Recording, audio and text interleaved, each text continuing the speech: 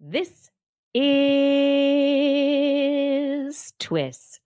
This Week in Science, episode number 893, recorded on Wednesday, September 21st, 2022. Falling in love with science. Hey everyone, I'm Dr. Kiki, and tonight on the show, we will fill your head with anxiety, ants, and ancient opium. But first, thanks to our amazing Patreon sponsors for their generous support of TWIS. You can become a part of the Patreon community at patreon.com/thisweekinscience. Disclaimer, disclaimer, disclaimer. Most of what humanity does on a daily basis is nothing new. The trash will be picked up, the roadways, sidewalks, and transit stations will fill up and empty out again. Workers will put in a day's work. Papers will be filed, potholes filled, information will flow, and transactions of all sorts will take place. Guests will be welcomed, food prepared, and conversations will fill the air. The daily chores will be checked off, mostly. Parents will put their little ones to bed, students will study, people will sit down to watch the latest version of ancient story archetypes, this time with robots or dragons, or in space with robot dragons. And everywhere around the world, another day will pass, as so many have passed before. We live in a world of our own making, one of order, routine, and safety, where we can maintain it, and we repeat ourselves in conversations, in activities, and in mistakes, doing so much of the same things over and over again that even now just talking about it becomes redundant. There is one thing we do that, while routine in its execution, can lead us down paths we have not traveled before. Science.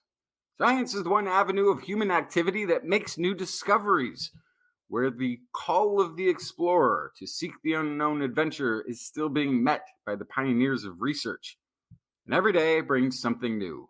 You might even say there's always something new under the sun, or that the more things change, the more they get talked about here on This Week in Science. Coming up next. I've got the kind of mind that can't get enough. I want to learn everything. I want to fill it all up with new discoveries that happen every day of the week. There's only one place to go to find the knowledge I seek. I want to know what's happening. What's happening? What's happening this week in science? What's happening? What's happening? What's happening this week in science? Good science to you, Kiki. And a good science to you too, Justin. And we're still missing a Blair. She is having internet issues. Hopefully she will join us at some point during the show. And hello to everyone out there. Welcome to another episode of This Week in Science. Oh yeah, we are here. You ready? Yes. Oh, absolutely. You've got science. I have got all sorts of science-ish stories. All right, good. I have a few as well. Let's see. What have I lined up? I've got not very Nobel prizes, NASA news, frogs and mosquitoes, and editing RNA. What did you bring? Let's see. What have I got? I've got so much anxiety. No. Yeah. I've got so many ants. And I've got not enough microbial nomenclature to go around, as well as a decent supply of ancient opium. Well, someone's having, I guess the opium balances out the anxiety, maybe? Everything's going to be fine. It's going to be fine. Everything works out in the under end. control. It's hunky-dory. And everything on this show is going to be talked about with respect to science. Science, the process, the wonderful tool in our tool belt for exploring the universe and the knowledge it brings. You can find out about all this science that we talk about every single week. If you're not yet subscribed, you can mash that subscribe button on YouTube, on Twitch, on Facebook. I don't know. I'm going saying what the youngs say. You subscribe. We're also on a podcast thing, all the podcast things. We do that. You can find us on the podcaster thingies. Look for This Week in Science wherever great podcasts are found, because that's only where This Week in Science is found. We're And at some point, we also, pointed out somewhere place else we point out that we have a website, that's what which I is was also going. which is very important because we have links to the stories that we talk about there. So Yes. instead of just hearing somebody saying something that about a science thing that they probably made up, like, oh, I've heard about this research into No, we this have thing that source said that I'm material. right about stuff. All of the sources of the information that we talk about, the studies that have been published, there's links to them, or at least the press releases in some cases, in at our website where you can go and find the press release or and then therefore the actual study, Right. so that you can go and look at it yourself. Right. But we're also on the social media. The social Mhm. media, Twitter, Instagram, we are TWIS Science. Everywhere else, just look for This Week in Science. Our website is twis.org. And on those streaming channels that I asked you to subscribe on, we do stream every Wednesday night, 8 p.m. Pacific time ish. We're there. We're there. We're here right now. And now it's time for the science. You know what time of year it is, Justin? This is the autumn pun. Did you remember it?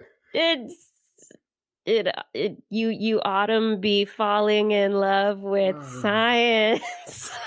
Sorry.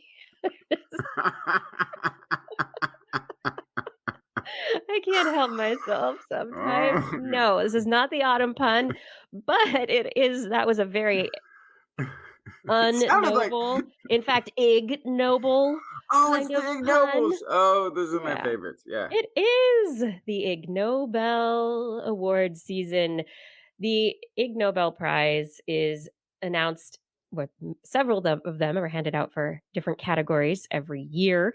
And it is all in the name of pointing out the fun in science, bringing a smile to people's faces where science is involved. And this last week, on the 15th of September, the 32nd first annual Ig Nobel Prize ceremony was held, and the winners are as follows.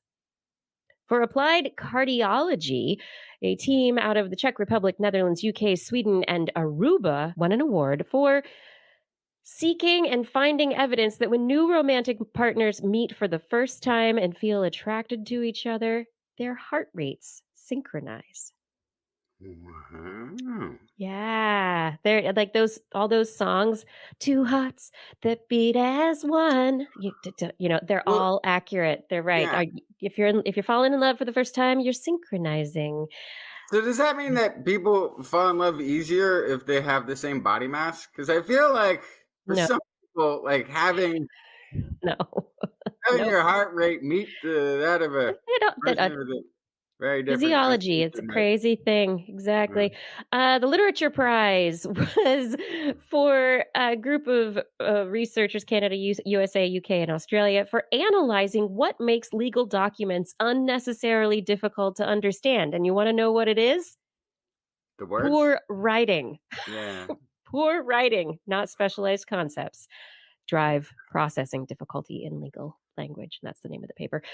Biology goes to a collaboration out of Brazil and Colombia for studying whether and how constipation affects the mating prospects of scorpions.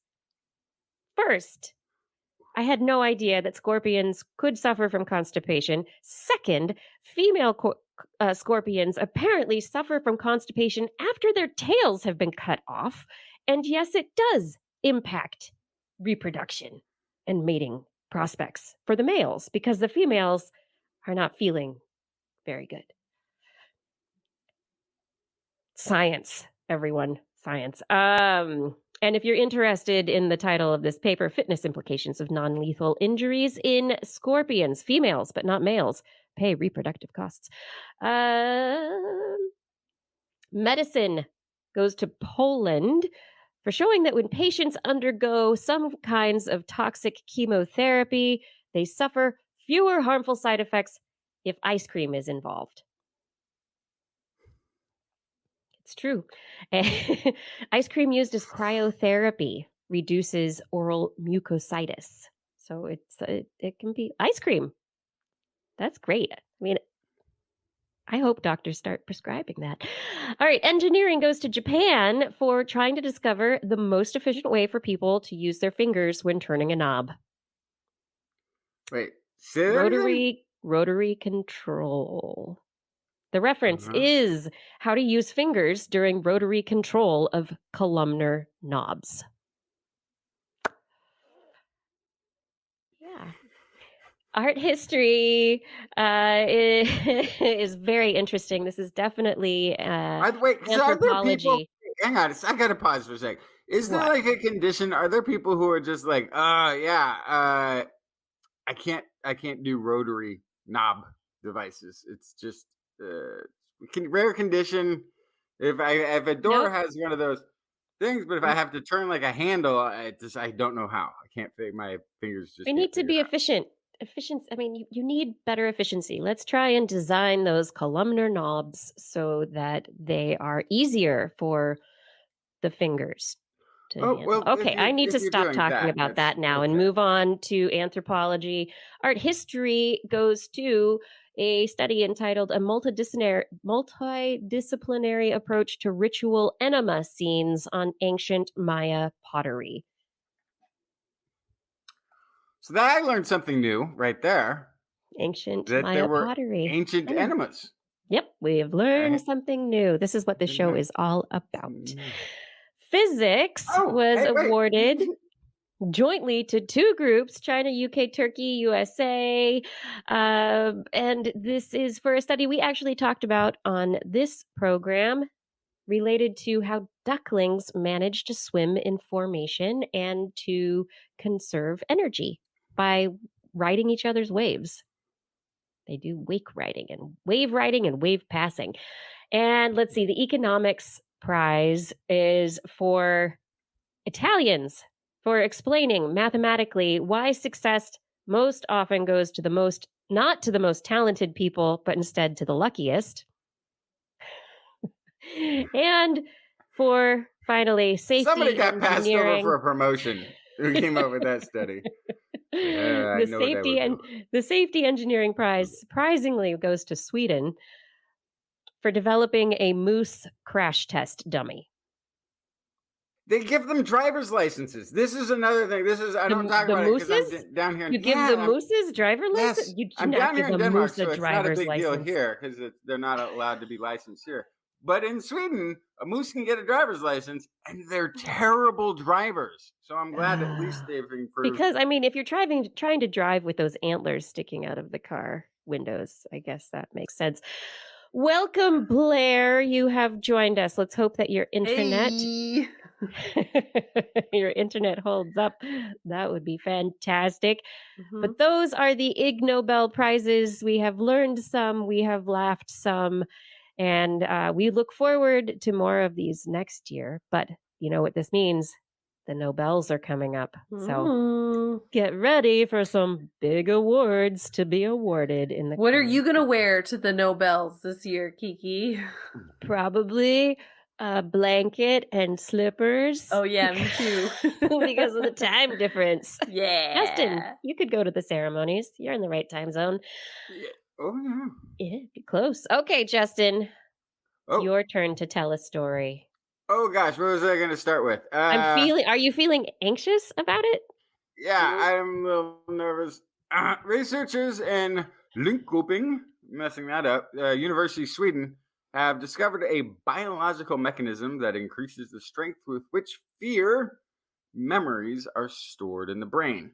So, fear, if you're not familiar, is an essential part of avoiding death in most living things, escaping life threatening situations, as well as learning to avoid them in the future. Your heart rate goes up, adrenaline maybe is kicking in, getting ready for that fight or flight response. And classically, we have a zebra that is calmly grazing on the savannah. Suddenly, there's a lion, and it chases after the zebra. The zebra runs because the fear response kicks in, so it's giving it all. It's all to get away from this lion, and it does. It escapes. Yay! Heart rate returns to normal. Zebra goes back to grazing on the savannah eventually. Maybe a little twitchy-eared at first, but just calms down and goes back to eating. In some conditions that affect humans, like post-traumatic stress disorder, PTSD, anxiety-related disorders, those fear reactions are excessive and persistent even when the threat of danger is gone. Intense anxiety, even though the danger is no longer present, this is kind of what is being experienced in PTSD and a lot of anxiety disorders. So this is, in this case, the zebra has escaped the lion, but then can't calm down afterwards. Can't eat, can't sleep. It affects the relationships with other zebras, and they turn to excessive alcohol use to help alleviate their symptoms. Study that was published in Molecular Psychiatry. It was on rats. It's providing new knowledge on the mechanism behind anxiety-related disorders, and also to identify perhaps a shared mechanism between anxiety disorders and those who get anxiety disorders and those who have higher rates of alcohol dependence.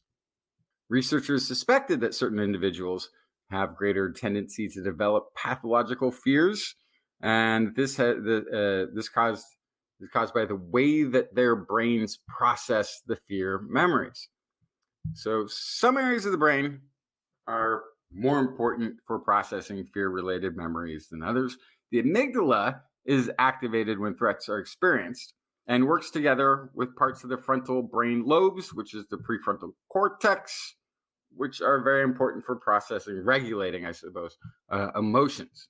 And we've sort of discussed this in the past, that it's a bit of a one-way connection. So the amygdala can fuel the prefrontal cortex with all sorts of emotional fuel and fear. And like, be afraid, be afraid, be afraid. But the prefrontal cortex has a hard time telling the amygdala, enough, I got it. Okay, I heard you. Shh, because the amygdala can't really, it's like bad hearing or something. It's not really built to hear and get information in. It's really built to put information out. So when the amygdala gets stuck sending fear, fear, fear to the prefrontal cortex, that's part of the mechanisms behind these stress disorders. Why is it the prefrontal cortex bossier? This is what I want to know. We need a bossy prefrontal cortex. And apparently it does try, because it actually has to play. Like, this is the picture cartoon in my head. We should have an expert talk about this. The cartoon picture in my head is it has to play a game of telephone with other parts of the brain to get back to the amygdala, because it can't just tell it directly. It has to exactly. Call a friend who has to call a friend who has to call a friend back to the amygdala, who's hard of hearing to begin with, and just keeps on, doesn't care. According to Estelle Barbier, assistant professor of the Center for Social and Affective Neuroscience at Linköping University, who led the study, we know that the network of nerve cells that connects the frontal lobes to the amygdala is involved in fear responses. The connections between these brain structures are altered in people with PTSD and other anxiety disorders. The investigation led them to a protein known as PRDM2, an epigenetic enzyme that suppresses the expression of many genes. So that's kind of interesting already. It's an epigenetic enzyme, so it's not something that's hard-boiled into the genomic code necessarily, but it's something that is an alteration that is producing this protein. They previously found that levels of this PRDM2 are lower in folks that have alcohol dependence, and it is very common for alcohol dependence and anxiety-related conditions to be present at the same time. So they decided, hey, this is what we're investigating. We're going to see if there's a link here and how this is operating. So in order for new memories to last, they must be stabilized and preserved as long-term memories, the process known as consolidation. Researchers in the current study investigated the effects of reduced levels of PRDM2 on the way fear memories are processed. And according to Barbier, we have identified a mechanism in which increased activity in the network between the frontal lobes and the amygdala increases learned fear reactions. We show that downregulation of PRDM2 increases the consolidation of fear-related memories. So it seems to allow more amygdala fear messaging to get stored for the longer term. Right. It doesn't allow the prefrontal cortex to have as much input to erase some of that fear. Yes, Yeah. I got the message. I don't need to put this on the, it's sort of like if, oh gosh, nobody's gonna remember this. A long time ago, when you wanted to watch a movie, you had to buy it at a store, take it home, maybe put it on a shelf. But it's like if all of the movies that you had on that shelf were Scream 2, right? I don't know if that's maybe just the first one. I would like. I don't think those are fewer of scary. That was mine. I don't know. I don't watch scary movies because I don't like them. All right. So the researchers also identified other genes that were affected when the level of PRDM2 was reduced. Genes which resulted in an increase in the activity of nerve cells that connect with the frontal lobe and the amygdala. So it's not just that it's not erasing; it's also getting more messages in because it's also allowing more connection.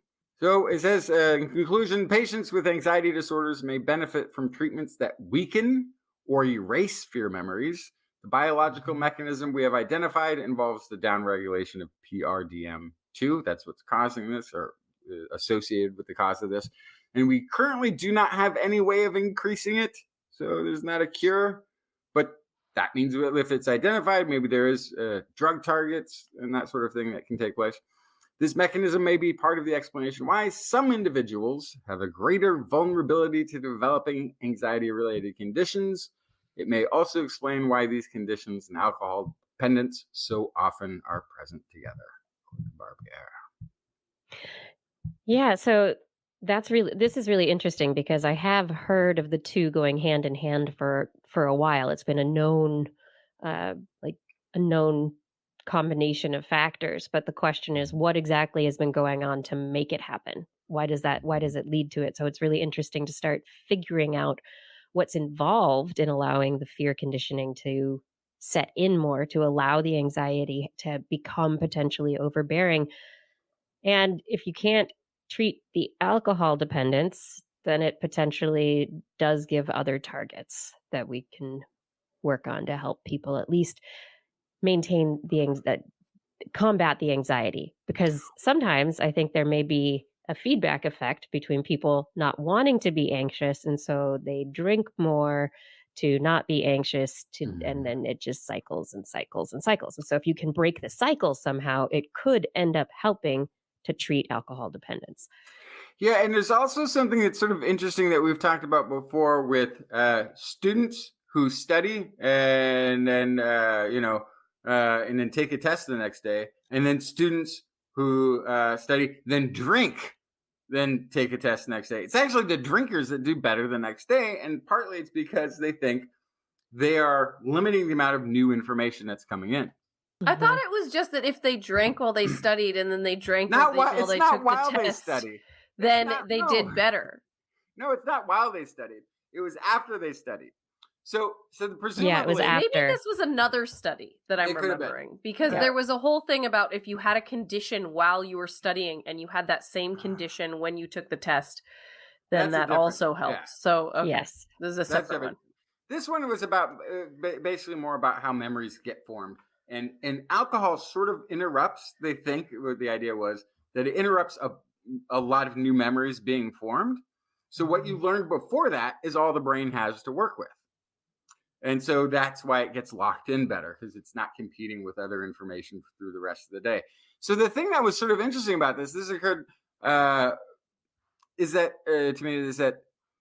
alcohol, if the people who are consuming a lot of alcohol, as a stress relief, may also be allowing those fear memories to lock in greater, because there's less competition, because their drinking times are not allowing as much memory formation. So then it becomes a really vicious circle of accelerating anxiety as opposed to while attacking the symptoms. Either way you look at it, this study is great because there's two targets, PTSD and anxiety, that are huge, and there could be alcohol dependence if there is a drug target or a solution that can be found to upregulate this one epigenetic gene in certain people. Yeah, that's cool. Very cool. Hey, Blair, you want to talk about Screen something. time? Yeah. Something? Screen time, maybe? Yeah, so Yeah. this is a case of ... in rats as Ah. Right? That opposed was to my in last mice. one. But this is a study indicating that potentially exposure to blue light via regular use of tablets and smartphones may alter hormone levels and increase the risk of early puberty. This was a What? study on female rats divided into 3 groups of 6, so also a very small sample size, and exposed to either a normal light cycle, 6 hours, or 12 hours of blue light. So the 6 and 12 hours of blue light groups found puberty occurred significantly earlier than those exposed to normal light. And the longer the duration of exposure, the earlier the onset of puberty. Yes, they also found reduced levels of melatonin, increased levels of reproductive hormones, and physical changes in the ovaries. Previous blue light studies have shown that it can be linked to disrupted sleeping patterns, as we know. There's even an interesting study about wildlife and blue light out this week, but I couldn't bring you everything. And so I think the main result of that was that it's affecting bird migration and it's affecting So sleep there was patterns that in one. animals. There was Yeah. also one about wallabies. So Wallabies. there was lots of blue light in the Why? news this week. But ultimately, we know that blue light can impact hormones in your body.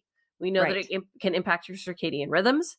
We know it can impact all sorts of different systems. And so now Yeah. it's looking like blue light can also impact the onset of puberty. They do think, again, this is ...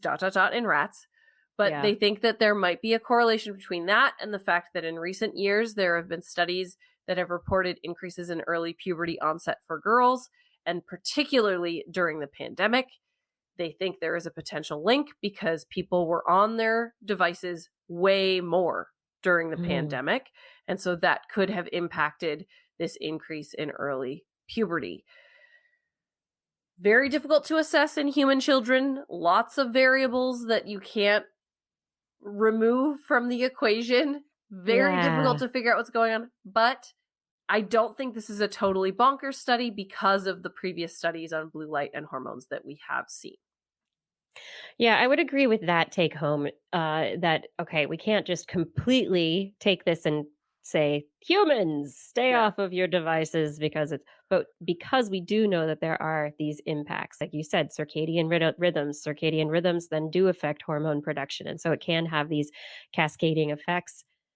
This is something that we should be looking at and be considering very carefully. It's what it's going to turn into, though, is like whether or not people are giving their kids carob or chocolate, whether or not they're giving their kids sugar, or Right. whether they're keeping their kids away from products that have aspartame, or Are they consuming a bunch of caffeine? Yeah. There's like a this is million things. this is is going to sit within that body of public choices that have to Yeah. do with lifestyle, and some people are going to be aware of these things, some people are not, and it's really interesting as we learn more, and it'll be Yeah. interesting to see how the information is adopted in terms of public health and what messaging our public health uh, bodies really end up sharing, right? But Yeah. Well, and also I'm just now thinking about the fact that, okay, so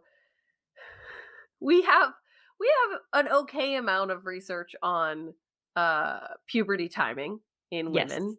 which But the age has been getting lower and lower and Right. lower for a very long time, before cell phones became popular I'm even. just kind of curious how that was measured before.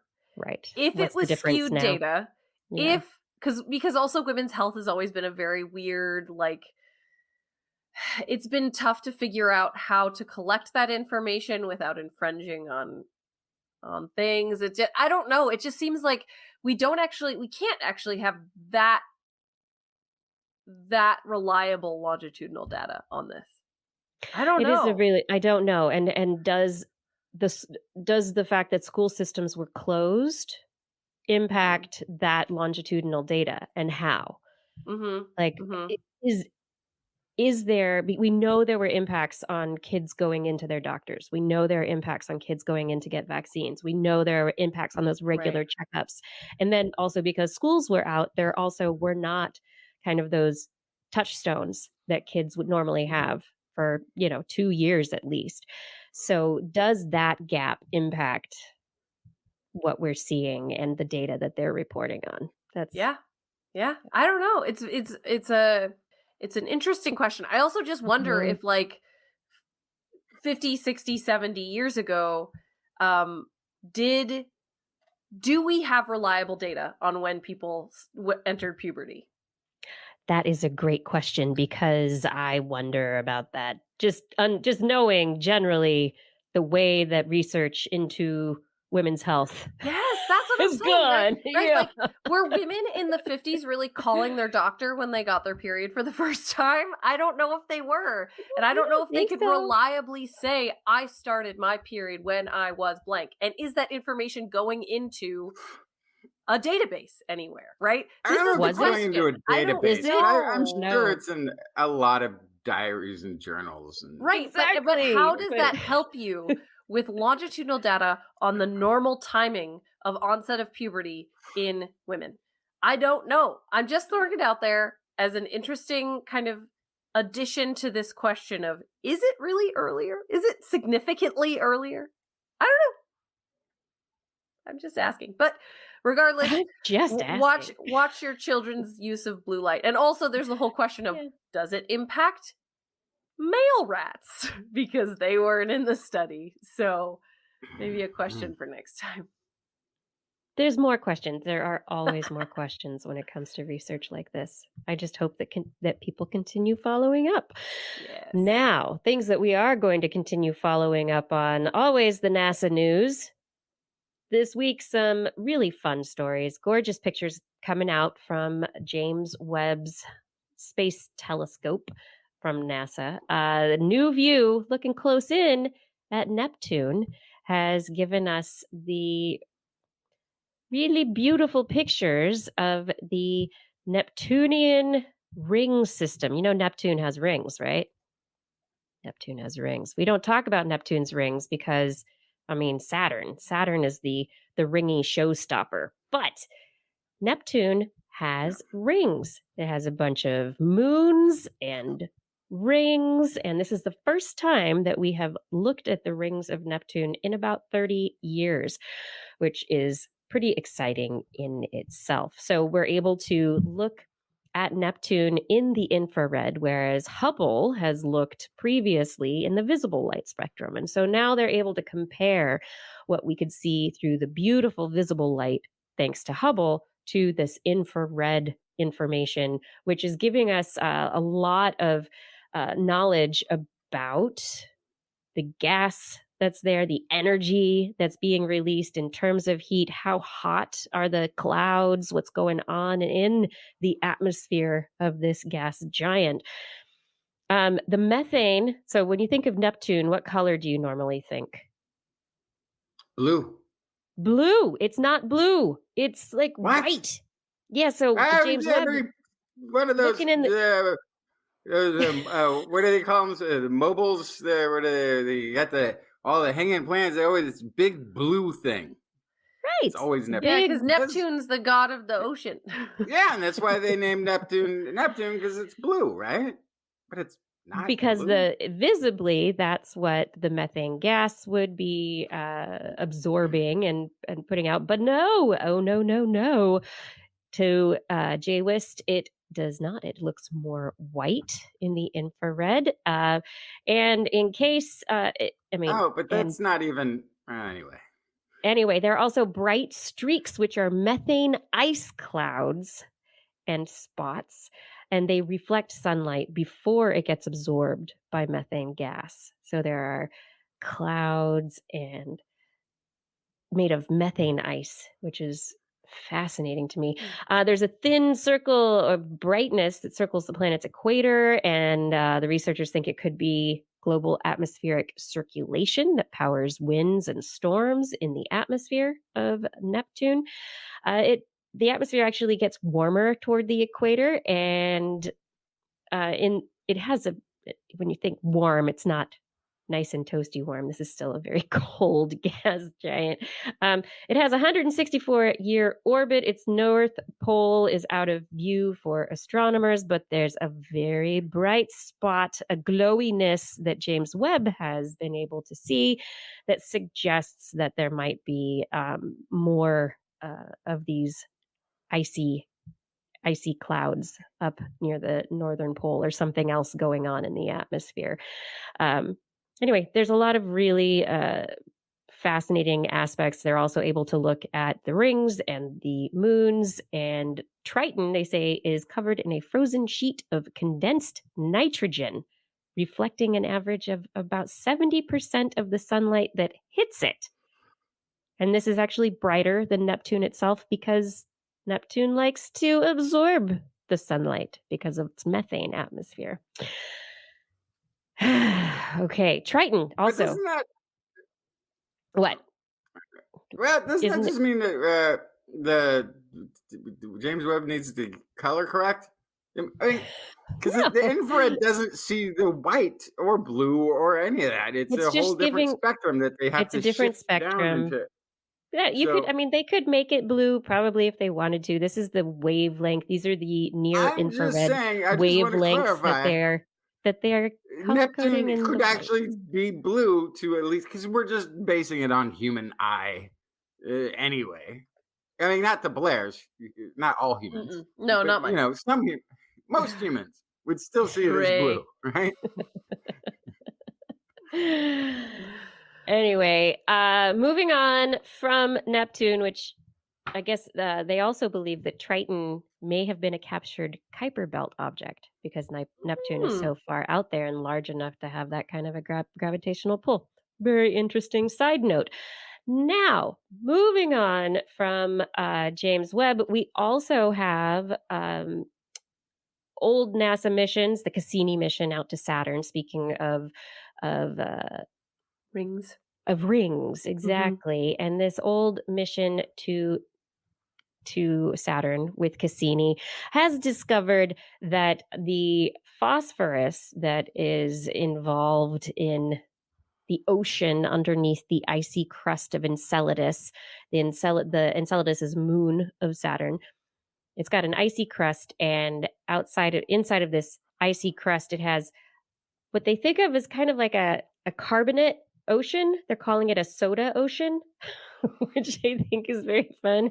Like soda pop, but not really. It's kind of though, because based on their new analysis of the chemical processes that might be happening within this ocean under the ice on this moon of Saturn, it could be leading to lots of phosphorus being taken up from the rocky core and the minerals that are there and being made soluble into this soda. And so it's like a phosphate ocean, phosphates. They were sodas that you used to go and get at the soda stand. I'd like my cherry phosphate, please. Yeah. So Enceladus's moon is now our solar system soda shop. But what this really means is that with the phosphorus in the liquid, in the way that it is, this ocean is potentially even more habitable for life. Could be. We don't know for sure. We still have to go there, which people would like to do. And maybe this is more evidence which will get us there faster. Finally, NASA news. Speaking of things that NASA is just going out there to go do, the DART tests. DART is happening Monday. This coming Monday. So as of our next episode, we will be able to report on the DART mission to go and tap on an asteroid. It's heading out to the binary asteroid Didymus, and the Didymus Reconnaissance and Asteroid Camera for Optical Navigation, or DRACO, has snapped all sorts of pictures of stars, and they've lined up this mission. And Draco's going to keep looking at Didymus and Dimorphos, which are this binary system, these two asteroids. And DART is going to just jump all in there and impact using its smart nav system to get in there and boop an asteroid and try and set it off course. Yeah. But it's not This like, is- this is one that's coming toward our planet. Being as it's a binary run. system, Dimorphos is a little moon asteroid of Didymus, and so it'll go boop Dimorphos and then see whether or not it can change the orbit of Dimorphos. This is, I think, one of my favorite things that NASA is doing. So cool. It's first of all, it's making contact with an object in space, whether it's a planet or a moon or an asteroid, is just, I don't know, visceral space exploration type thing.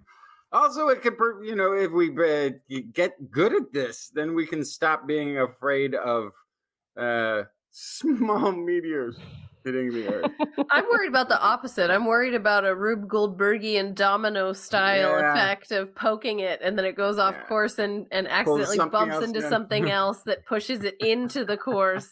I'm just going to go with the assumption that although everything is neatly balanced thanks to gravitational forces and masses within our solar system, it's also a messy system, and it is not a static system. And so this little thing, I'm just going to go with this little boop, this impact is not going to have the butterfly effect that.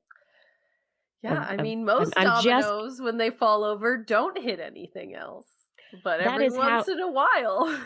This is why I never make videos of myself doing domino runs, because I set up the dominoes and it's this really pretty pattern, and then I go, let's go. And then like 3 dominoes fall over and then they don't touch each other anymore. Well, at least you've got the steady hand to set them up. I can't set up more than 3 without them falling. At least it doesn't matter if they do fall over, because I'm only knocking over like 1 or 2. Yeah. It doesn't change anything. Anyway, cool stuff going on at NASA, and hopefully we will have interesting news about this DART impact by next week's show. But let's talk about Earth for a minute, Justin. Okay. Every once in a while, you guys sleep, right? Sometimes. No. I love sleep. Usually just after putting head to pillow, closing your eyes, just before drifting off into dreamland, a question might pop into your head. Is my foot the right temperature? Should it be under the blanket, or should I expose it to the cooler air of the room? Should I have gone to the toilet before bed? Is my alarm set for the right time? And how many ants are there on the planet anyway?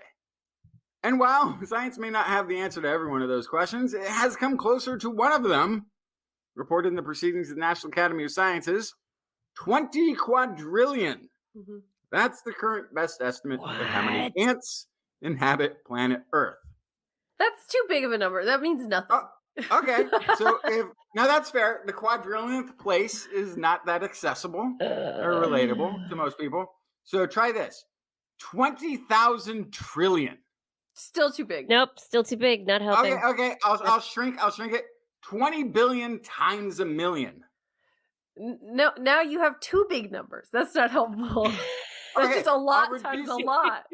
I'll reduce it even more. 2.5 million ants for every human being on the planet. See, that Actually, one's it's better. more than that. Okay, yeah, good. It's getting there. Yeah. All right. How about 12 megatons of biomass? Yeah, see, I don't know what that is. That's too big. Okay, so then it's more than the mass of all of the world's mammals and birds combined in a big ball and a scale. Yes. See, that one makes sense. Good. Yet it would probably be a smaller ball, a small ball of writhing ant life. I don't know how the density of an ant versus that I didn't. I see now. I have more.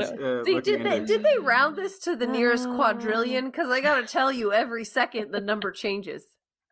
Well, yes. So it is an estimate.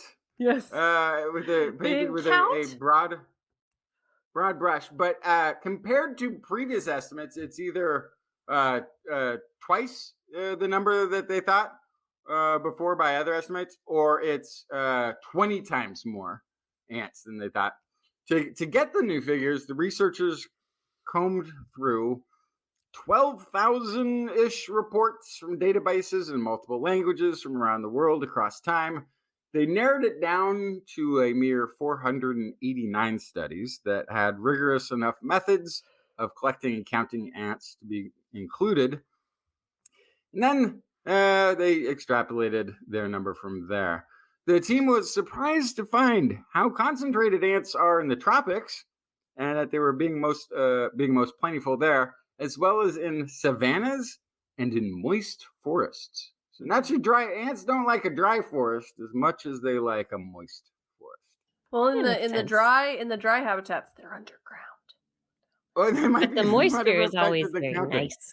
Yes. So this could still be a massive underestimation. But the point, I think, of this study, though, if you take a moment to reflect on what it means to be an Earthling, it might be the ants that are the dominant species on the planet. Not only are there Whose planet is it? 2.5 million more of them per every one of us, but their mass alone is greater than all the mammals and birds, apparently. I don't know why they threw the birds in there. That doesn't really feel like it adds a whole lot to the equation, because birds It does. Does. There's lots. See, there's a lots lot of birds, but I feel like there's more birds than mammals, which is why you need the numbers. You need okay. You know, And it's and fair. in this 20 quadrillion, right? That's 12 20 quadrillion. megatons, 12 megatons of biomass. And a megaton is 1 million tons. So if you have a 1 ton pickup truck, that's 12 million 1 ton pickup trucks worth of ants. Of ants. Of ants. So, I mean, it reminds me of another study from a few years ago where they tried to quantify how many bugs spiders eat. Do you remember that? A lot, yes. And it was greater than the weight of all of the whales on the planet. They eat that every year, right? So, like, these social Which math is things esoteric. are hard to try to explain. But ultimately, what we're getting at here is there's a lot of invertebrates, and specifically arthropods. There's just so many. Yeah. And as Well, long as and we're safe as long as they don't start working together. Yeah, exactly. Ants, not well known for working together. Oh, wait. Well, not working together with spiders. That's a different situation. Yeah, hopefully not. Right. Blair's nightmares. Ants Speaking riding of spiders into arthropods, arthropods, and insects, right? Insects. Mhm. We're talking about all of this. Some insects are blood-sucking insects that tend to spread diseases. We don't like those insects as much as other insects, but there are wonderful animals on this planet that eat those blood-sucking insects, and we thank them very much for it. And we celebrate our frogs, and we celebrate our toads and salamanders, and we save them, and we make sure that no funguses kill them ever, like the chytrid fungus. Oh, wait, no, I'm completely wrong here. Like, really, this study that I'm talking about was just published in Environmental Research Letters, has discovered that thanks to the chytrid fungus, which has been traveling around the globe, they linked spikes in malaria cases to die-offs of amphibians in places where the amphibians died. And There you go. that were linked with the deadly Batrachotrichium dendrobatiditis. Something like that. Yeah. Bad fungus that kills the amphibians. It spreads thanks to climate change and human movements, and those amphibians die. They're not eating the mosquitoes, which are spreading the malaria, and then you have malaria outbreaks. And so we have to think, I mean, well, duh, everyone, right? It's all connected. It is. And this is just another example. Well, that's interesting because when I was first learning about conservation education and talking about like why to save the frogs, right? The Mm-hmm. conversation usually was around the fact that they're indicator species. So their value, amphibians' value is, in this kind of view, that they are extremely sensitive to changes in water quality. And so if their population drops, they are an indicator that water quality, habitat quality, environmental quality, therefore like potentially human health, could be impacted, right? So that was kind of the main reason to save the frogs. This is a much more compelling reason. But it's still the same story, but it's a very tangible example. Yeah. No, absolutely. And it's another kind of feather in my cap of saying like, well, what really is a keystone species? Because what does that mean? What is an indicator species? Amphibians are what controlling does it really mean? vectors in an area that makes them pretty darn important to humans, Very. but also to other animals. There Yes. are other vectors that they're eating of other diseases that impact other animals and plants, probably, that they are controlling. So they have an important job. Save the amphibians. Yeah. We Stop need, the fungal spread. We need to hire the Dirk Gently Holistic Detective Agency. Oh, yes, yes. Yes, we source out all do. these connections. Are you feeling connected to science? Do you have TWIS to thank for that? Share it with a friend today. Make more connections through science. Ah! All right. This is This Week in Science. We're going to come on back with our COVID update. Oh, wait, no. COVID's canceled, everyone. Apparently, President Biden has said that the pandemic is over. So COVID is no more. So we will no longer do this segment of the show. Wait. Hold on. What? In the same sentence, though, didn't he say? What? He said the pandemic was over, but we still got a problem with the COVID. I don't think he knows what a pandemic is. So, no, he politically does. And what it means is that it's going to roll back funding for all sorts of things like vaccines and public health efforts and sick leave. efforts, sick leave, and so any of the funding. Response is over, not the pandemic. Yes, but now I understand. It's the same thing. You can just get COVID and be sick, and you just have to pay for it yourself. And but remember, you have to go get that Omicron booster now. And a flu shot. And a flu shot. Yeah. Anyway, yes. And the Omicron booster, the new formulation of the booster does work very well against the Omicron. So I can't wait to get mine whenever I can schedule it. Folks in the chat room are saying they just got the COVID. Yeah, it's not gone. It's not gone. People are still. I went to a back to school night tonight, and I was in the very slim minority of people who were wearing masks in the hallways. Not surprising, though. But anyway, the COVID update is over for tonight. We may bring it back depending on news. But we're going to move right forward right now to another favorite part of the show we love to call Blair's Animal Corner. She loves our creatures, great and small.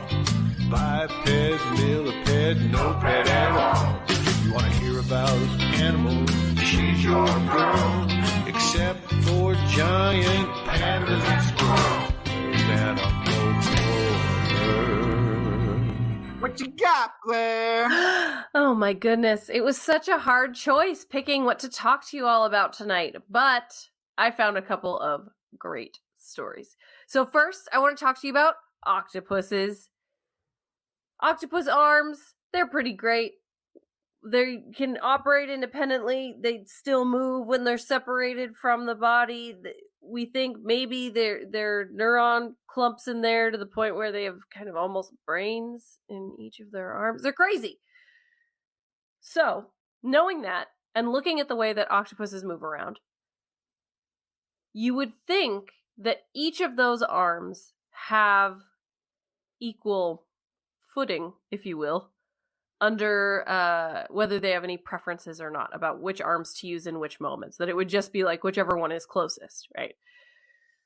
When they're moving around, it doesn't appear to have any pattern or favoritism to any particular arm. And so Trevor Wardill, an assistant professor in the College of Biological Sciences at University of Minnesota, wanted to study octopus and other cephalopods and whether they have certain arm preferences over others when hunting. So they studied the California two-spot octopus. They dropped in different types of prey, crabs, shrimp, into tanks, and they recorded video. The octopuses started hiding in ornamental SpongeBob dens, and they had one eye facing outward. They went for the snacks right away. Crabs move slowly, shrimp move fast, so each type of prey also has different hunting tactics in order to catch what they need. They found that octopuses used arms on the same side as the eye viewing the prey, so they did use whichever arm was closest based on what they saw. But no matter what type of prey came by, they always attacked using the second arm from the middle.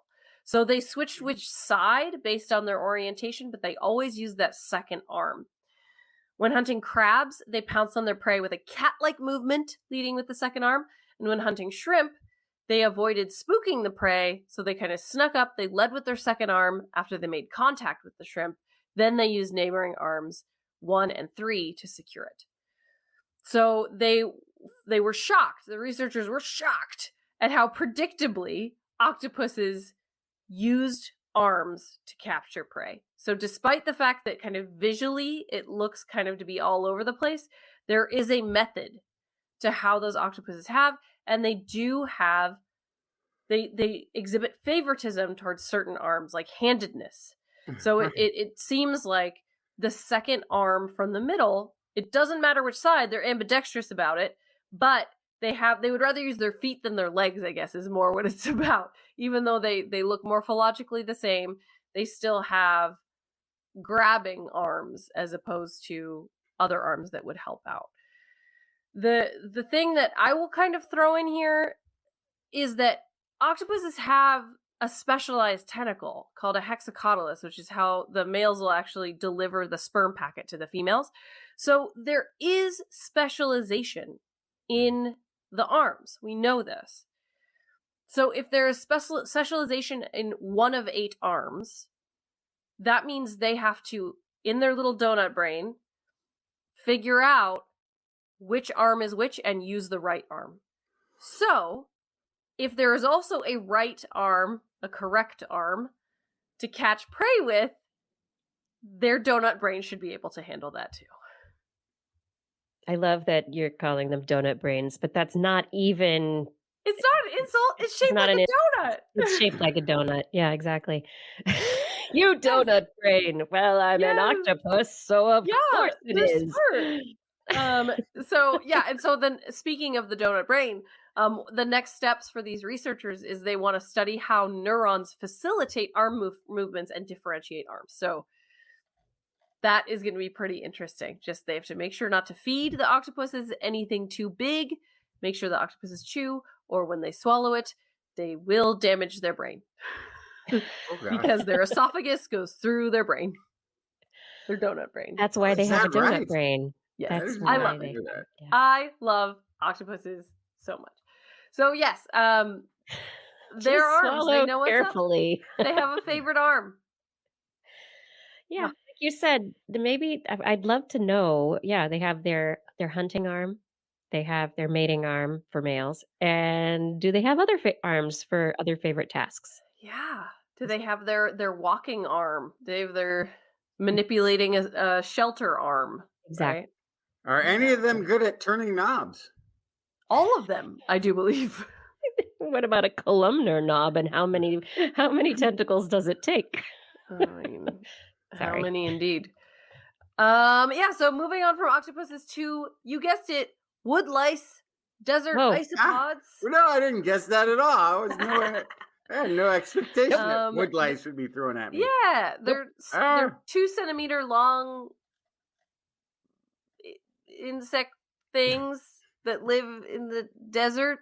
They look like they're isopods, so they're related to those big bug-looking things that live under the water. Some of them eat a fish's tongue and replace the tongue. We've seen those pictures on the show, right? But anyway, so they look like those, but they're land ones. So I'm sorry to bring that up to all of you unrelated. I apologize. But anyway, let me just bring it back around. No, you're not. Okay. You're not, So you're not sorry desert at all. isopods. Desert isopods. Kiki brought up an image. So these are not tongue replacements. No. These are. But they are related to them. Anyway. Yes. Desert not pill bugs either. They're not. They look exactly like. I would just think that that's what that was. Yeah. They're like insect armadillos. Yeah. Wow. So they are an interesting species to study for their mating habits. But you weren't expecting that. They mate once in their lifetime. They spend the rest of their life, which is a year, with their chosen mate and their family of 60 to 70 offspring in a single burrow. The females dig the burrow. The males fight to win a particular female and burrow. So they are trying to find the best female and the best space. Both parents take care of the babies, the brood, and all family members, young and old, continue to excavate and clean the burrow. So they keep it nice and large. They expand it as the family grows, and they remove detritus and other, shedded exoskeleton and things that shouldn't be in there. So when the females are choosing where to dig their home, under normal conditions, the largest male will get the largest female. This is a simple case of mate selection. The male's looking for the largest female, the female's looking for the largest male. So usually it's kind of a mutual success thing. Bigger females, bigger males. However, in their natural habitat, scorpions also live. And scorpions are their main predator.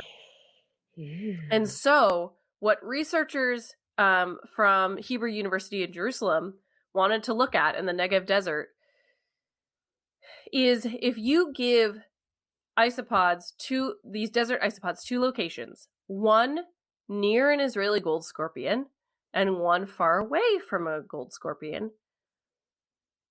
what does that do to those mating dynamics? Is it still biggest female, biggest male, great success?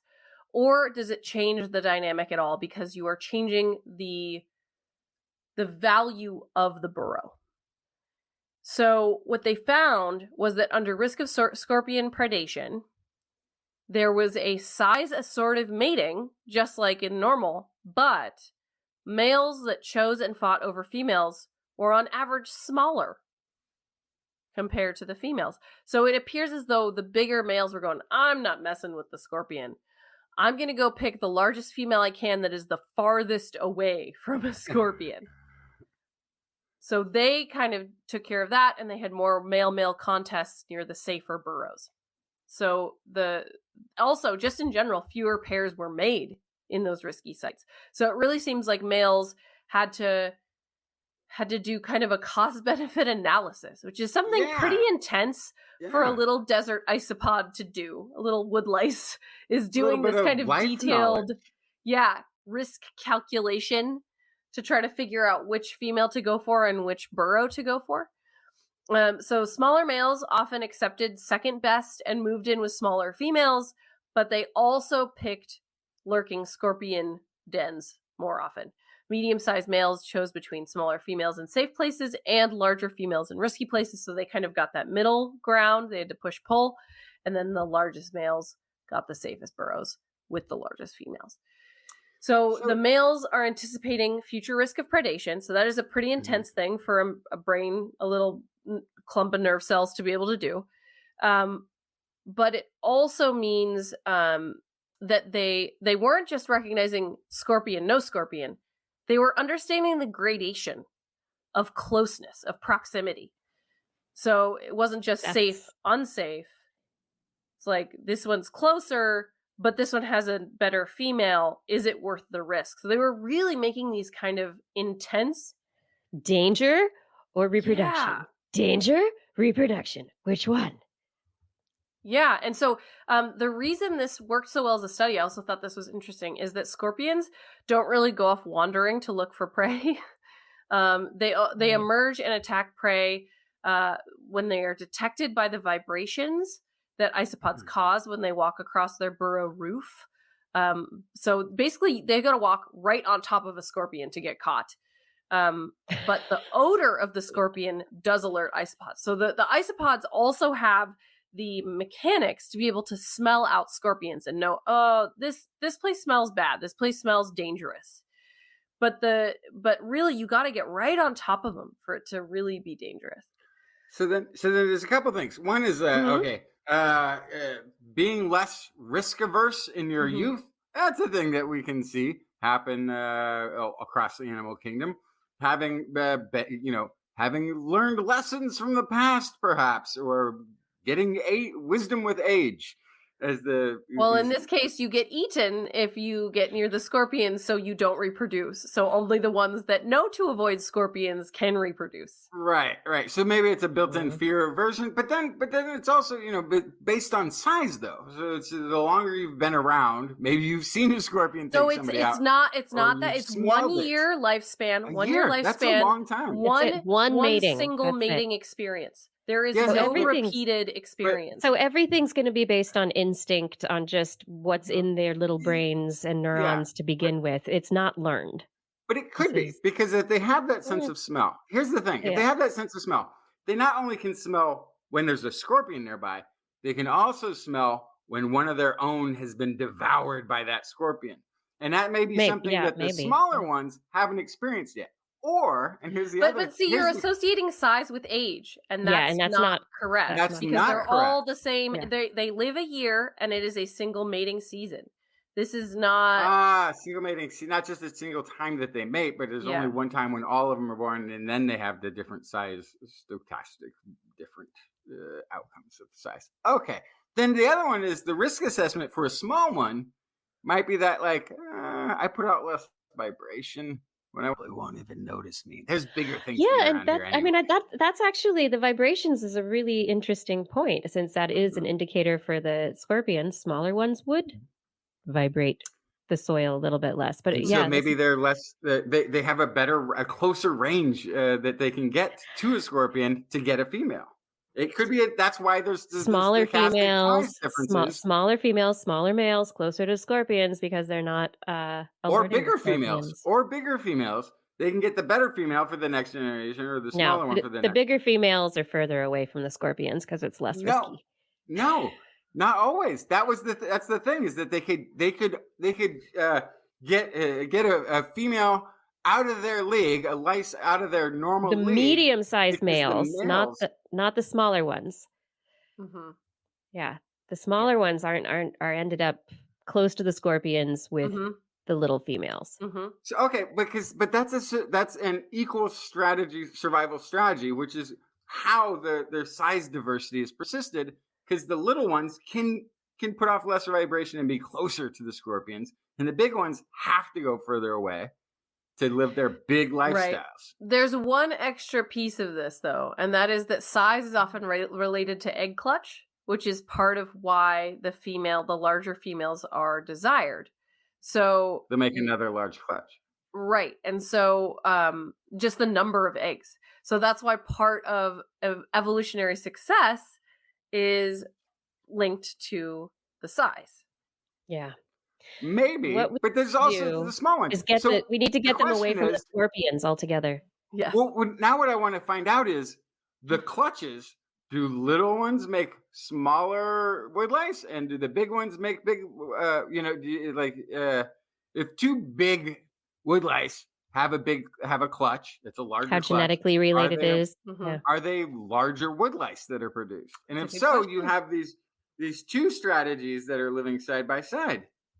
ones that can be, the small ones get together, the small ones. So how here's related the are only they? issue with that, though, and I mean we could talk about this all night, but we're not going that's- to because but we haven't. the we haven't one, out. yeah, Yeah. the one issue with that though is that when you remove the scorpions from the equation, larger females are better. Are they? Because Yes, the so large that's ones. the basis of this study is that But- when you look at pure just mate choice, all males of prefer the larger all females. of the That's males it. want the larger who do females. the small ones prefer?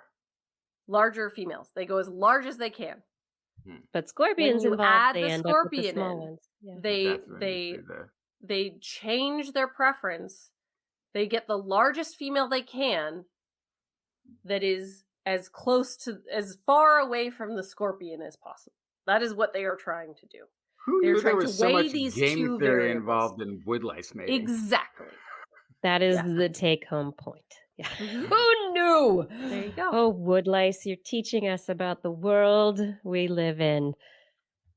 This is This Week in Science. Thank you so much for joining us for another episode. If you are really enjoying the show, if you're thinking, I subscribe to this show, I really love this show every single week, how can I help this show out? Well, you can head over to twist.org, click on the Patreon link, and support us monthly through our Patreon community. Choose the amount of your support, $3, $5, $10, whatever you can afford. It all helps. It really does. $10 a month and more, and we will thank you by name at the end of the show. We can't do this without you. Thank you for your support. All right, Justin, is it time to bring us to some name calling and then that ancient opium that you brought? Yeah, humans. We have they have a habit of naming things. I have a name. You have a name. That thing at the end of our shoelaces has a name. It's a convenience for conveyance. It's easy for conversation and memory alike to assign names to things so that we can refer to them later.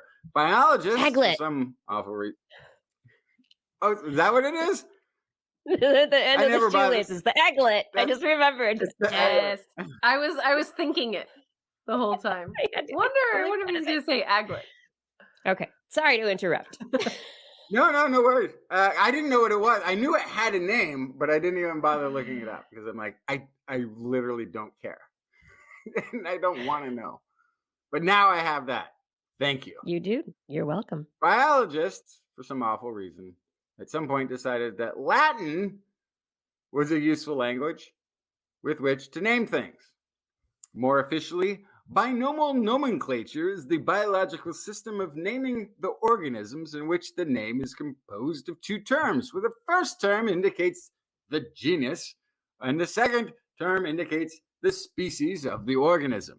And actually, it's worked pretty well. A little off-putting to outsiders because maybe it's hard to pronounce some things. Very useful in, say, referencing one type of bat as opposed to one of the other 1,400-ish bat species that are out there. So, system works, basically.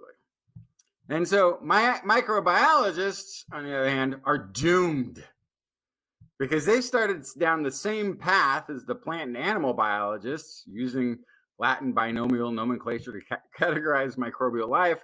Problem is, there isn't enough of an agreed upon naming structure or naming method to keep up with the pace of discovery in the world of DNA sequencing. And I think at some point we just run out of Latin words. Don't we? Like, because there are... We've been making them though. Like there's David Bowie animals. Yeah. You just add the Latin suffix on there. Yeah. It's kind of ridiculous. But there's thousands of species of microbes are discovered every time a teapot of seawater is run through a sequencer.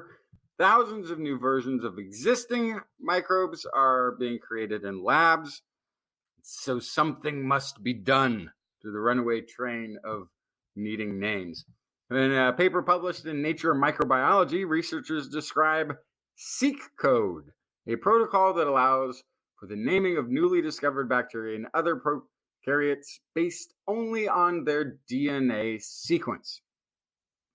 So until until now, microbiologists have to follow a protocol outlined in the International Code of Nomenclature and Prokaryotics, ICNP. As part of the process, researchers must succeed in growing the species in isolation in a lab, must submit a type culture of a living or frozen sample of the microbe that will serve as the reference of its identity, and it sends it off to 2 different world repositories.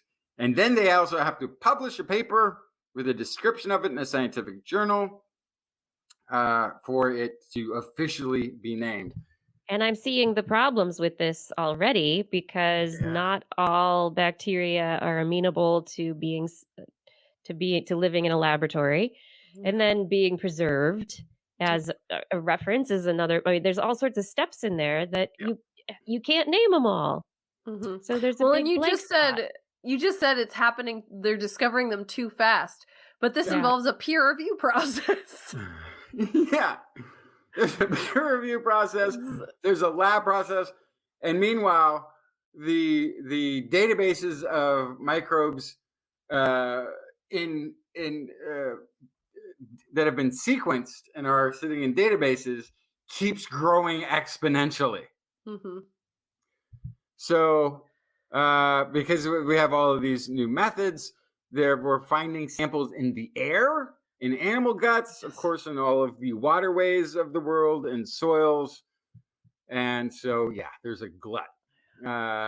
Thousands and thousands of microbes identifiable only by their DNA are now waiting attempts to culture them for further characterization. Although, as you said, many more they're not even going to try because they don't have anything but the DNA sample of. The team behind SeqCode developed it as a response to some of these issues. Researchers who have deposited and published the DNA sequence of a possible new prokaryote life file an application on a website. No cultures required. System will automatically check to make sure the sequence is unique by going through existing databases. SeqCode will also require that the proposed name follows certain guidelines.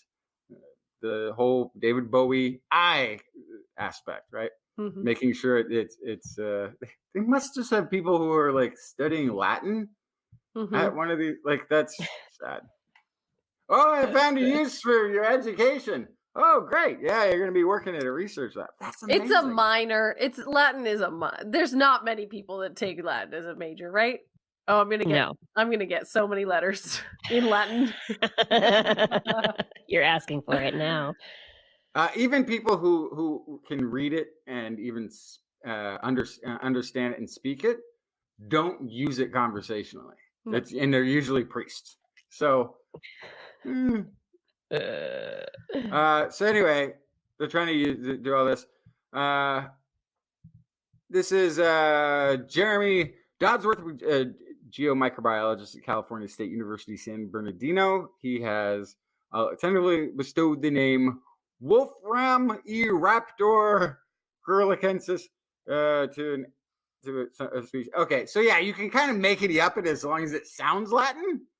No, he's putting things together, and it is making up. I mean, David Bowie, David Attenborough again. Make it up Latin. Kind of, there's making up stuff, but okay, just add an I at the end of things, and you're fine.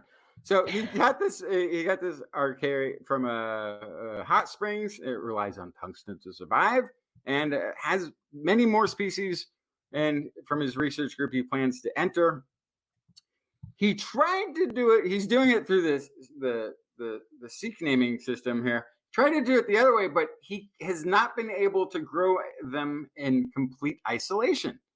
So even when he was able to grow it in the lab, it had other things growing with it, and so can't submit it. So you can't get the traditional route name, and this thing would just stay apparently unnamed and unknown to science, I guess. Some microbiologists are refusing to accept the genome as sufficient evidence of the species' existence because the organism is not physically identified and growing in a lab. The thinking is, according to Edward Moore at least, newly discovered but not cultured microbes are simply hypothetical microbes. Which now you can see there's this divide between people who have, I have the Bacterial genetic gatekeeping. sequence. I have the genetic code. You described something because it had a flagella and drew a cartoon in a book. That's the old way. The new way is I can actually synthetically probably reproduce this thing one day because I've discovered its genetic code and have captured that in a database. So there's a little bit of an argument about how to name things or when it qualifies as being named. Actually, Moore, though, who's a microbiologist at the University of Gothenburg, favors a numerical classification system. But where do you even start that? Where do you start or end that? How do you begin assigning numbers to You're number one. You're Right. number two. Everyone, raise your hands, and when we call you number, put your hand down. I mean, it's just going to be the same as the words, right? I mean, different sequences are going to mean different things. So, all the bacteria that start with 1, 2, 3 are going to be related, right? So then, we're humans. We're going to end up putting a name to it anyway. Yes. And then, hey, I'm number 2, which is David Bowie, whatever. And that one, oh, by the way, there's 8,000 versions of me. But so this is what happened, the confusion that started to happen and became apparent during the diversification of the COVID-19 lineage, where we started with the alpha, and we didn't used to call it the alpha, the beta, the gamma. That came later. First it was just SARS-CoV-2. It was just SARS-CoV-2, and that was it. But what the geneticists started doing is they started seeing all of these mutations and diversifications, and so they started tagging them, and they were given numbers. Yes. They're given like letters and numbers to represent aspects of the mutations that are taking place. And those letters and numbers have been complicated for people. So then they came up and they said, we need to, instead of saying B14.1 blah blah blah blah, we need to call it alpha, beta, gamma, omicron. But even once we started doing that, it's omicron 1, 2, 2.5, 5. I mean, suddenly it's just we're getting into a name and numbers. So it's a complicated question, and so regardless. So that's where we're going to be for right now. Right now, we are having the emergence of 2 different naming systems, which could be a stopgap to a universal. Or maybe even a third with the numbering system could be the stopgap to or it could just end up in future chaos. But I want to point this because this is still nothing compared to the train wreck that is going on in the gene naming side of things. As many genes have actually several names or numbers assigned to them already, as they were discovered many different times without a central database. Yeah. In different labs, different iterations of genes that do have sometimes numerical systems attached to them of slight variations on those genes. But at the end, humans will want to have a name on a thing, like you say, so that we can talk about it in any kind of context of conveyance. Because if you throw numbers at people, it's not going to be very relatable. My last story of the night. Woo. Is loading right now. So this is a new study out of Tel Aviv University, which I believe is in Israel. They've discovered the world's earliest known evidence of opium usage. Opium residue was found in ceramic vessels discovered in an excavation at a construction site back in 2012. Hundreds of Canaanites graves. Canaanites just being ancient indigenous people to the area. Hundreds of these graves from the 18th to the 13th centuries BC have been unearthed at the site. The vessels that contain the opium are about 3,400 years old. And they were found in graves, apparently having been used in local burial rituals. A number of indigenous graves from the late Bronze Age were found in the excavation and led them to these offerings that were apparently intended to accompany them into the afterlife. What was also interesting, among the pottery, a large group of vessels made in Cyprus. Not even from the area stood out because they kind of were similar to the shape of the poppy flower. And the hypothesis had already arose already back in the 19th century that these types of vessels were used for opium, but nobody had any proof of it. Now, an organic residue analysis has revealed opium residue in 8 vessels, some local and some made in Cyprus, making it the earliest known evidence of the use of hallucinogens in the world. This is Vanessa Linares of Tel Aviv University explaining, this is the only psychoactive drug that has been found in the Levant in the Bronze Age. In 2020, researchers discovered cannabis residue on an altar in Tel Aran, but this dated back to the Iron Age, hundreds and hundreds of years after the opium in Tel Yehud, where this finding took place.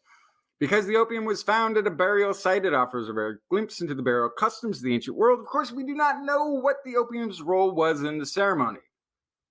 Whether it was the Canaanites in Yehud believed that the dead would need opium in the afterlife, because it might be a long journey, or whether it was the priests who consumed the drug for the purposes of the ceremony, maybe gave it to the mourners. Moreover, the discovery sheds light on the opium trade in general.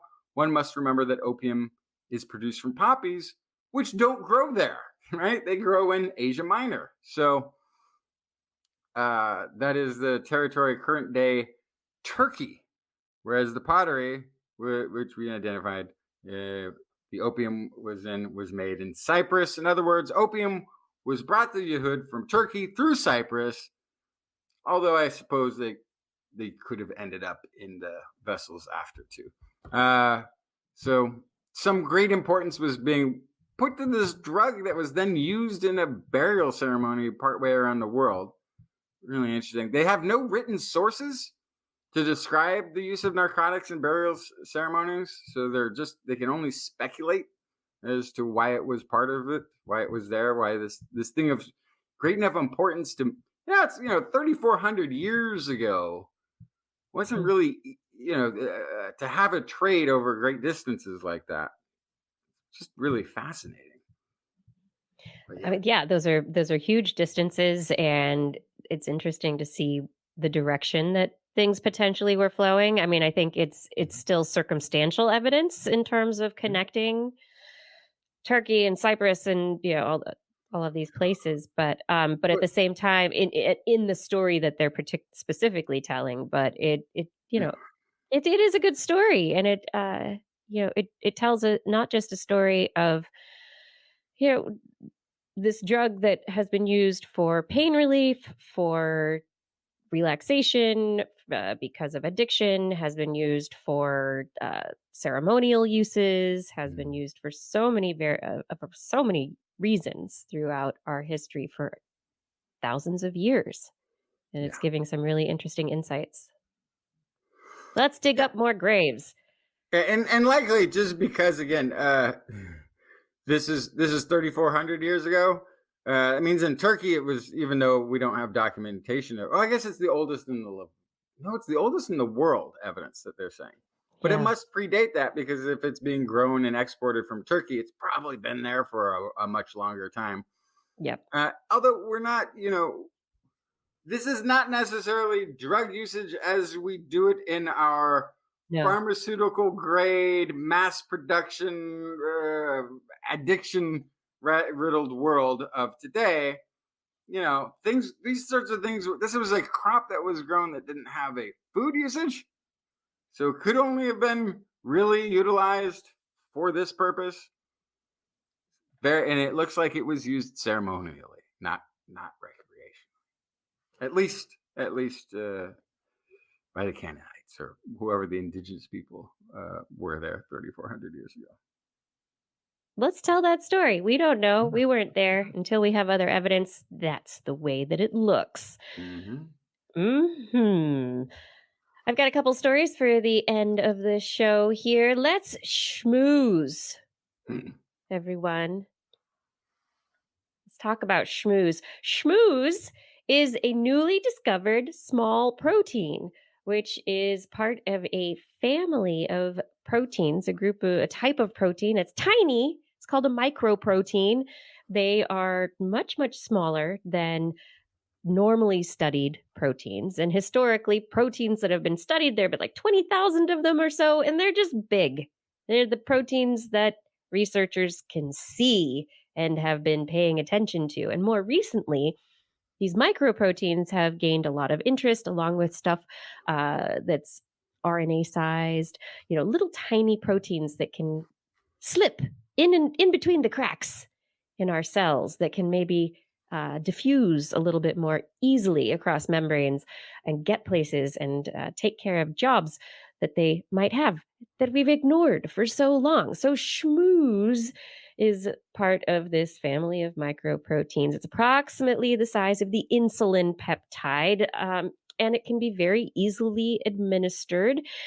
And it has been discovered, as just reported in Molecular Psychiatry, that the schmooze protein is encoded by a newly discovered gene within the mitochondria. That's the part of the cell that is responsible for producing the energy, the ATP that your cell uses for its metabolism.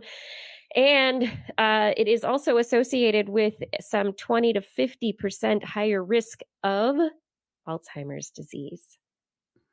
And nearly a quarter of people of European ancestry have a mutated version of this protein.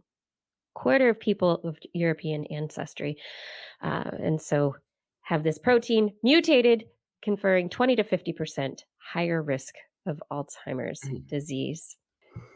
So the interesting part here is that historically, and I think we talked about it on the show a while ago, there's been one direction that's been pushed in Alzheimer's research for many years. And it came out in the beginning of the summer that a lot of research is now being questioned with respect to its validity and the pathway of Alzheimer's research. And there have been a group of people quietly working in the background saying, well, maybe it's not these amyloid plaques, and maybe it doesn't work exactly. We're not seeing these things work the same way, and maybe there's other pathways. And so some people are saying, hey, maybe Alzheimer's is an immune system dysfunction. Maybe it's something going wrong with the brain's immune system, leading it to mischaracterize markers on cells and attack. There are other researchers going down this route of looking at mitochondrial dysfunction. And so this is where this particular schmooze protein comes into the story, is that it being within the mitochondria, it opens up kind of new directions for addressing potentially Alzheimer's disease and more broadly mitochondrial function. Super important too, because as we discussed a couple weeks ago, the initial amyloid plaque research that set us down this path and looking at it from this one perspective is unreproducible. That's what I was saying. Yeah, it's like all the pathways. Probably what are we doing? The worst thing that has ever happened. The worst research ever. Boondoggle. Fake research. I mean, I was taught that like it was ever. Like it was gospel in school, talking about the plaques. That was all what it was about. Billions of dollars pursuing this, and countless brilliant minds over something that was not. Yeah, countless minds working on that, but many minds sitting back and looking at the data going, there's something wrong here. And so thankfully, there have been people working in parallel on different directions, potentially getting funding. Yeah, getting funding through other pathways. But this particular study, it's interesting also because they used modern techniques of big data. They identified genetic variations in mitochondrial DNA that were associated with Alzheimer's risk. And then they were able to discover the mutated gene code for the microprotein, and then start looking at how the gene was encoded into various the microprotein forms, and how that changed things. And they've done cell culture and animal experiments showing changes in energy metabolism based on schmooze levels and where schmooze is living inside the mitochondria in the inner mitochondrial membrane. So it's a really, number one, could be very impactful just for Alzheimer's. But number two, this particular path of looking into microproteins is a huge, huge research area because these little proteins are relatively unstudied as yet. Yeah. And So there's a unnamed, lot more. which is a And whole other. and unnamed. So, like, this has Come got a back. great name, schmooze. They say, forget the Latin thing Yeah. altogether. They got schmooze, but now we got to come up with 180,000 other names in this system. Oh gosh. So many names to come up with. My final story for the night is about moss, of moss and humans. And you might think that this is a story about ecology and how we interact with the environment. But no, it is a story about how researchers published their work in nucleic acids research on how they took gene mutation machinery from moss and put it into human cells. So they took moss genes, making moss proteins, put them in human cells, and then check to see what would happen. Well, normally in the moss cell, this mutation or error correction machinery in these little plant cells, it is active on 2 points, and it's only active fixing the RNA transcript. So it's kind of like you've got a printing press, right? And the error is in the plates for that printing press. So you print the book and then you go, oh, we got it wrong. And you go in and you correct the pages that have been printed after the fact. That's kind of what this error correction machinery does in moss. Anyway, they said, oh, let's see what happens. This is this evolutionary machinery. They don't have very many errors. It's awesome. Human cells, we've got all these errors all the time. We've got cancers. We've got all sorts of problems because we got all these mutations and errors. And we don't fix the problems as much as we should. So let's see what happens. They expected that it would just dive into the human cell and change the RNA. But that's not what it did in the same way. What they found is that this moss error editing machines, PPR56 and PPR65, which only act in the mitochondria, also in moss, introduce nucleotide changes in RNA transcripts of the cell nucleus in human cells and are active at over 900 points in the human cell targets, as opposed to the 2 where it's active in moss. And so they did not expect this at all. And so this moss problem-solving machinery, it is working differently in human cells, and they don't really know why. So isn't moss is moss something that can become a symbiont in other things? It can, yes. Okay. Well, not some species, yes. Right. Maybe this is one of them. It could be. Maybe yeah. this is okay, we have a whole plan for this because this is how we've done stuff in the past, somewhere in our genomic code. Although I have to say, my biggest takeaway from this study is how well you resisted making the of moss and men. I thought about it, of moss and men. Yes. Oh, that's a good one too. Mm-hmm. No. No. Well, go ahead and moss me up. Make me moss woman. Correct my genetic mistakes.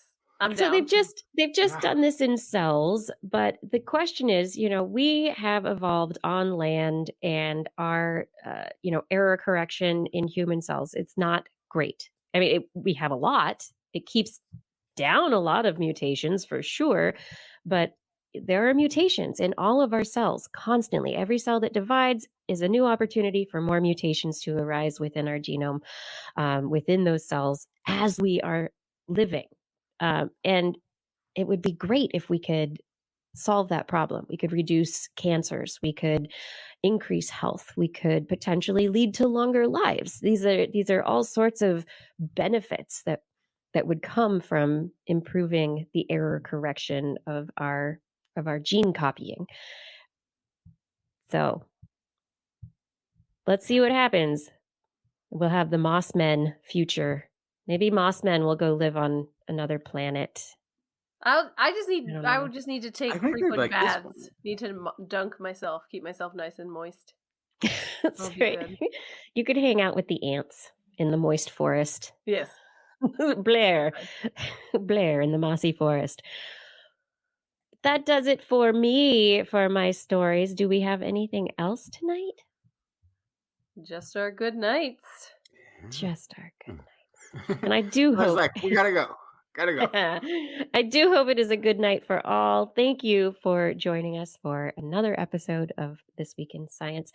Time for some shout outs for the science friends. We do appreciate our science friends out there. All of you who are watching live, thank you so much for being here. But also, thank you to Fada for helping with show notes and social media. Thank you to Identity 4 for recording the show. Gord, Arnlore, and others who help keep our chat rooms very safe and happy. Thank you for your help doing that. And thank you, Rachel, for editing. We always try and make your job interesting. And thank you to our Patreon sponsors, without whom we would have a very hard time doing this show. Thank you to Teresa Smith, James Schaefer, Richard Badge, Kent Northcote, Rick Loveman, Pierre Velasarb, Ralphie Figueroa, John Ratnaswamy, Carl Kornfeld, Karen Tozzi, Woody MS, Chris Wozniak, Dave Bunn, Vegard Shefstad, Hal Snyder, Donathan Stiles, a.k.a. Don Stylo, John Lee, Ali Coffin, Gaurav Sharma, Ragan, Derek Schmidt, Don Mundus, Stephen Albaran, Daryl, My Shack, Stu Pollock, Andrew Swanson, Fredis 104, Sky Luke, Paul Runovich, Kevin Reardon, Noodles, Jack Bryan, Carrington, David Eden Youngblood, Matt Base, Vote Beto for Texas, John McKee, Greg Riley, Mark Hessenflow, Gene Tellier, Steve Leisman, a.k.a. Zima, Ken Hayes, Howard Tan, Christopher Rappin, Dana Pearson, Richard, Brenton Minish, Johnny Gridley, Clemmy Day, Flying Out, Christopher Dreyer, Artyom, Greg Briggs, John Atwood, Rudy Garcia, Dave Wilkinson, Rodney Lewis, Paul Rick Ramos, Philip Shane, Kurt Larson, Craig Landon, Sue Doster, Jason Olds, Dave Neighbor, Eric Nappy, Adam Mishkan, Kevin Parachan, Aaron Luthen, Steve DeBell, Bob Calder, Marjorie, Paul Disney, David Simmerly, Patrick Pecoraro, Tony Steele, and Jason Roberts. Thank you for all of your help. I think that's longer than the last time I heard it. Thanks, new patrons. Thank you. And if you would like your name read at the end of the show, you can head over to TWIS.org and click on that Patreon link. On next week's show, we are going to be joined by The Skeptic's Guide to the Universe's Stephen Novella, who's going to be talking about their new book on the future. Oh, good. There's going to be one. Oh, yes. I was starting to worry. With or without us, there'll be one. You could be skeptical about the future. Or we could talk to Dr. Novella. But anyway, we will be talking with Dr. Novella next week.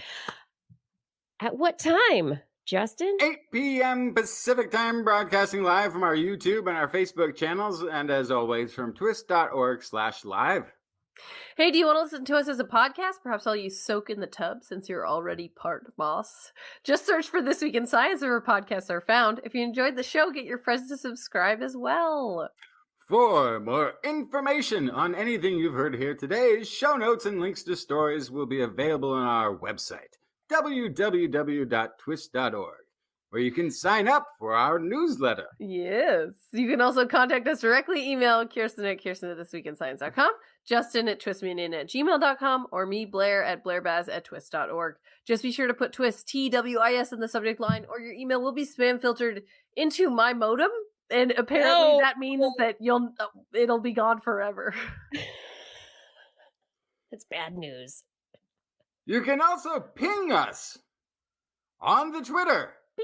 where we are at TWIS Science, at Dr. Kiki, at Jacksonfly, and at Blair's Menagerie. We love your feedback. If there's a topic you would like us to cover or address, a suggestion for an interview, a haiku that comes to you in the night, please let us know. We'll be back here next week, and we hope you'll join us again for more great science news. And if you've learned anything from the show, remember, it's all in your head. This week in science. This week in science. This week in science. This week in science, it's the end of the world. So I'm setting up shop, got my banner unfurled. It says the scientist is in, I'm gonna sell my advice. Show them how to stop the robots with a simple device. I'll reverse global warming with a wave of my hand. And all it'll cost you is a couple of grand. 'Cause this week's science is coming your way. So everybody listen to what I say. I use the scientific method for all that it's worth. And I'll broadcast my opinion all over the earth. 'Cause it's This Week in Science. This Week in Science. This Week in Science. Science. Science. Science. Science. Science. This Week in Science. This Week in Science. This Week in Science. This Week in Science. This Week in Science. This Week in Science. This Week in Science. This Week in